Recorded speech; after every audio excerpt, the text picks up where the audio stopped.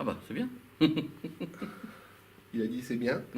Donc il le sait déjà, puisque monsieur s'appelle Pourang et il est mentaliste. C'est ça. C'est-à-dire que moi j'appellerais ça magicien. C'est le nouveau mot un peu pour dire magicien, non? Alors non, c'est pas un nouveau mot. En fait, c'est pour moi le mentalisme, c'est une branche de la magie. La magie avec un grand M, bien évidemment. Donc on utilise des techniques, certaines techniques de magie, on utilise aussi de la psychologie, on utilise beaucoup d'autres choses qui nous permettent de faire des expériences, on appelle ça de mentalisme, où il n'y a pas de prestidigitation. Voilà. Ça, C'est au ça. moins là, c'est clair. Alors, votre spectacle n'est pas comme ceux que j'ai vus jusqu'à présent. Bon, j'avoue que j'en ai pas vu des tonnes. Oui. Je vais en voir 2, 3 ou 4, mais bon, je suis plus un adepte du théâtre. D'accord. Bon, on est actuellement dans une salle de théâtre. C'est ça. On est sur la scène, c'est la Comédie de Paris, où vous produisez plusieurs jours par semaine, Tout pas à tous fait. les soirs, Non, 2 fois par semaine jusqu'au 26 juin, en fait, mardi et mercredi, à Voilà. 19h30. à 19h30. Donc, ça s'appelle Labyrinthe, les couloirs De de l'infini. C'est ça. Ça mérite une petite explication, mais je vais en donner une. C'est que ça n'est pas un spectacle comme ceux qu'on voit d'habitude, puisque généralement le mentaliste est tout seul C'est ça. devant toute la salle. Là, vous êtes plusieurs. Mhm. Il y a 2 filles. Il y a 3 vous. comédiens avec moi, Voilà. donc un monsieur qui est le metteur en scène d'ailleurs, Jan Olszewski, et les 2 comédiennes qui sont avec moi, Mélanie Surian et Florence Laura Gossen, effectivement, oui, tout à fait. Comment est né ce spectacle? Alors, ce spectacle, en fait, si vous voulez, ce que vous avez vu, parce que vous êtes venu voir le spectacle, Les couloirs de l'infini, c'est en quelque sorte le 3e volet de notre saga Labyrinthe, si vous voulez. Parce qu'au départ, le Labyrinthe, ça s'appelait Le Labyrinthe. Il y a 3 ans, on a joué ça au Petit Gymnase et au Funambule Montmartre. Et là, j'avais 2 assistantes. En fait, les comédiennes qui sont là étaient mes assistantes.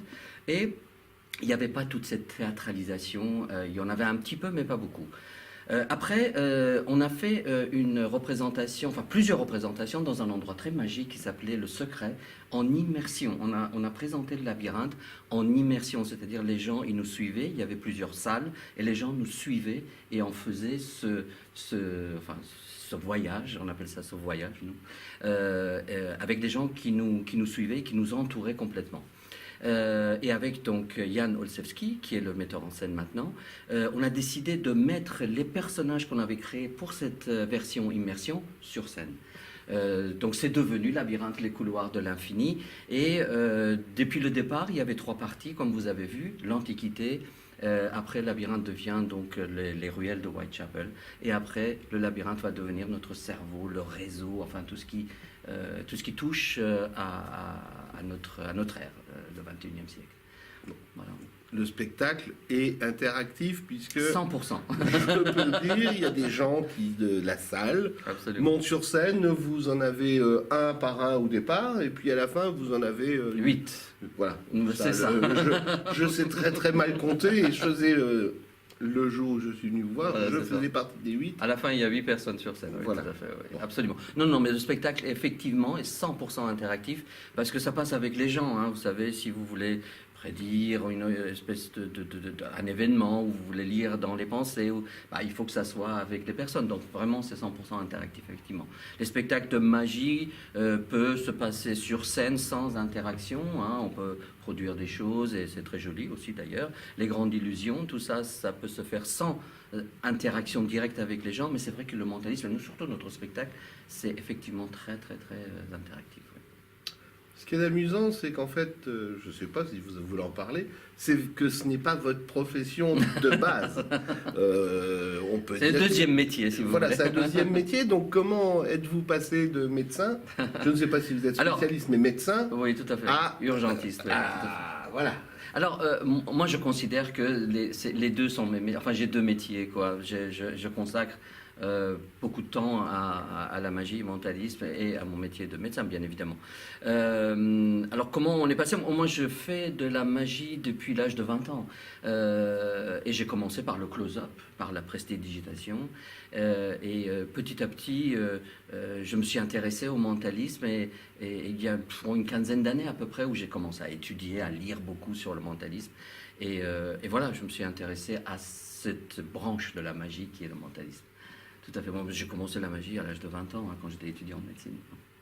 Mais c'est marrant parce qu'en fait, c'est une C'est passion. une passion et c'est devenu un métier, un second deuxième métier. Voilà, Ah, c'est ouais, ça, ouais, parce que, exactement. bon, Oui, oui. Parce que je dis, wow, faut vivre, il faut vivre ses passions et on n'a qu'une seule vie. C'est peut-être un petit peu de dire ça, mais je pense que c'est bien de vivre ses passions. comment sont choisis les spectateurs? Bah, Je sais normalement- qu'il y a le hasard, mais Absolument. bon. Absolument, il y a vraiment le hasard. C'est pour ça que j'insiste au début du spectacle, d'ailleurs, que on essaie de choisir les gens au hasard. Je n'ai pas de complice. Il n'y a pas de complice parce que sinon ça ne veut rien dire. Ça, c'est pas un spectacle s'il y a des complices. Donc il n'y a absolument pas de complice. Donc c'est pour ça que les gens, il y a vraiment au moins 15 personnes qui montent sur scène si on compte tout le monde. Je peux pas avoir 15 complices dans la salle. Donc ils sont choisis au hasard, effectivement, pour monter sur scène. Oui, tout à fait. Bon, il y a quand même des tranches d'âge. Il me semble qu'à un moment, vous demandez des moins d'eux. Non, pas moins de. À un voilà. moment donné, pour choisir donc Thésée, qui va devenir le fils du roi d'Athènes dans la première partie, qui est la partie Antiquité. Mais effectivement, on demande 4 hommes jeunes pour monter sur scène, parce que Thésée, il était jeune, c'est pour ça. C'est en fait pour rentrer dans l'histoire. Donc, si je résume, 3 parties. Absolument. Et puis, bon, bah maintenant, présentez peut-être, non, ne faites pas, hein, je dis présentez un petit peu, vous avez parlé des jeunes qui sont aisés, alors qu'est-ce qui se passe à ce moment-là, sans en dévoiler trop? Juste la partie Thésée, vous voulez savoir? On va partir sur celle-là, puisqu'on ne va pas vous dévoiler tout le spectacle. Alors, nous, donc, comme on parle de labyrinthe de l'Antiquité, on parle de Minotaure, on parle d'Ariane, donc il y a la première scène avec donc le guide du labyrinthe, qui est Postémos, qui donne l'histoire du labyrinthe. Ensuite, il y a Ariane et Démétria, qui est une suivante au palais, qui vont venir, et Ariane dit que son frère, Astérios, qui est le Minotaure, est donc enfermé dans ce labyrinthe, et elle est là, donc condamnée à surveiller sur son frère monstrueux.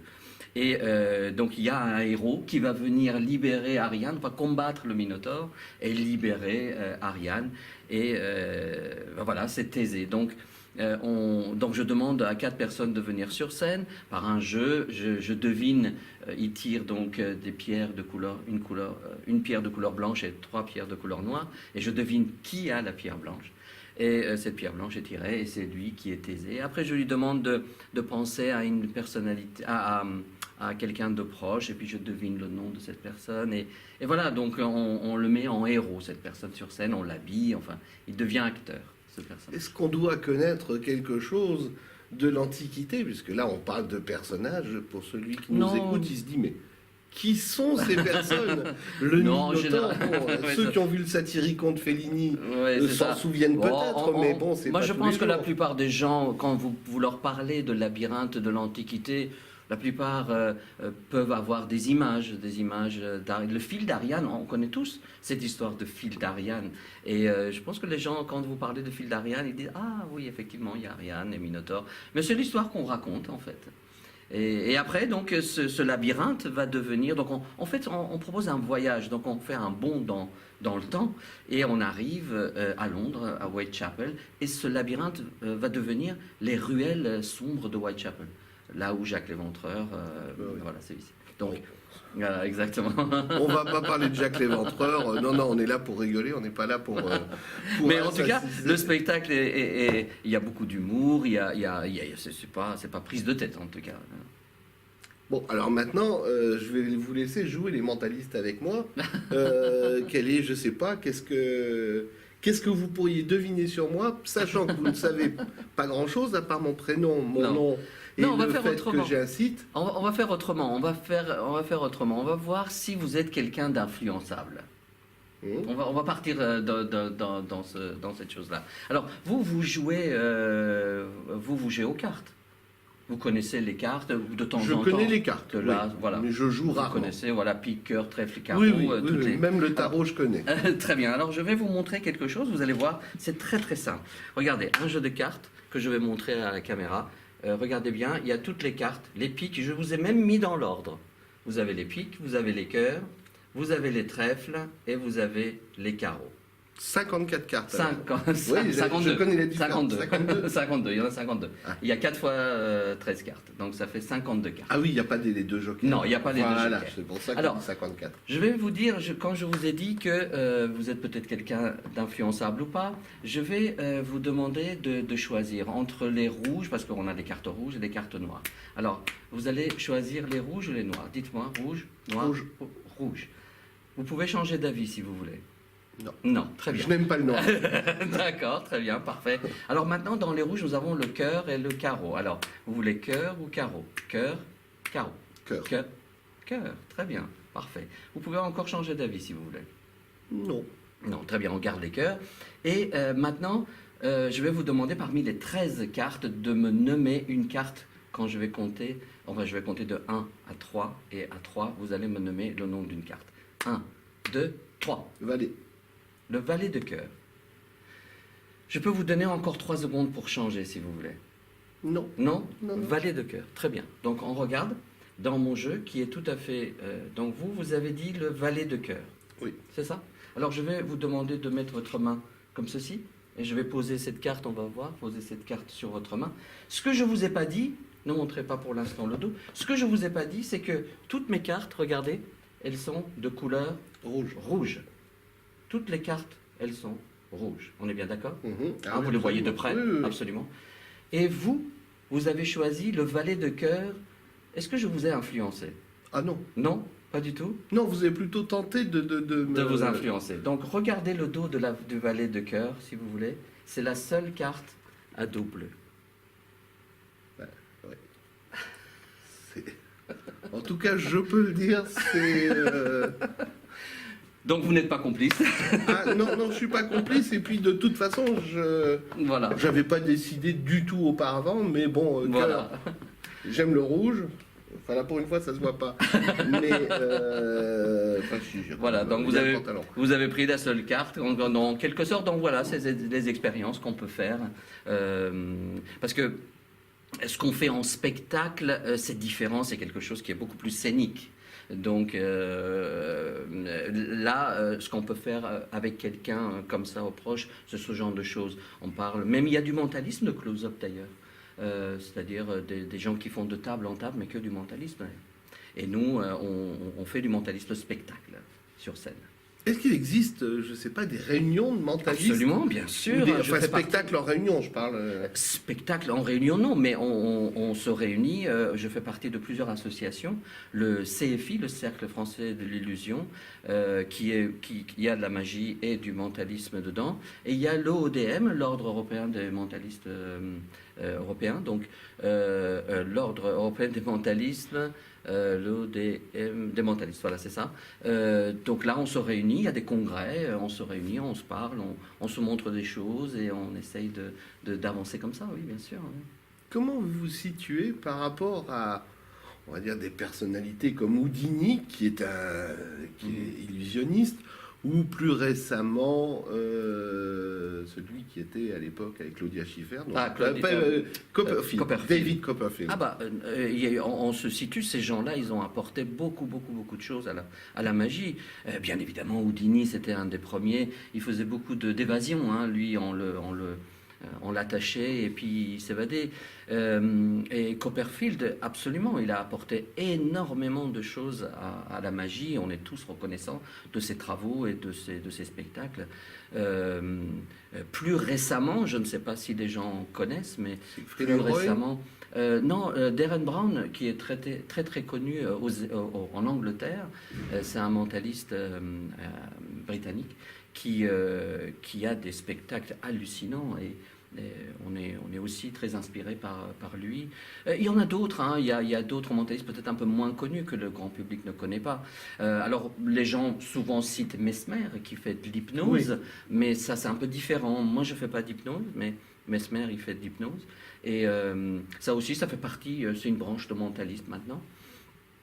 Et puis voilà, on s'est tous inspirés par ces gens-là, bien évidemment. Ils ont apporté énormément de choses.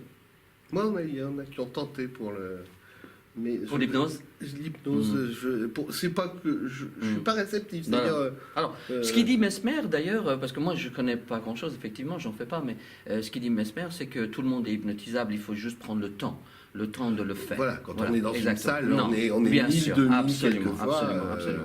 Mais effectivement, parce qu'on utilise l'hypnose pas seulement pour le spectacle, on utilise l'hypnose maintenant en médecine, on opère sous hypnose maintenant. Ah bah je ferai ça la prochaine fois, ça m'évitera les piqûres, moi qui déteste ça. Voilà, c'est bah ça. voilà. Effectivement, voilà. Bon, alors on rappelle que nous Tout à sommes fait. à la enfin que vous êtes. Moi j'y suis Absolument. pas, j'y suis là, pendant les minutes de l'entretien. C'est à 19h. C'est à 19h30, les 30. mardis et les mercredis, jusqu'au 26 juin. Donc on est là, à la Comédie de Paris, 42 rue Pierre-Fontaine, dans le 9e arrondissement. Et plus si affinité, bien sûr. Ah, il y a plus si affinité, bien évidemment. Voilà, bien nous évidemment. verrons bien. Nous verrons bien. Merci beaucoup. Merci à vous, merci beaucoup.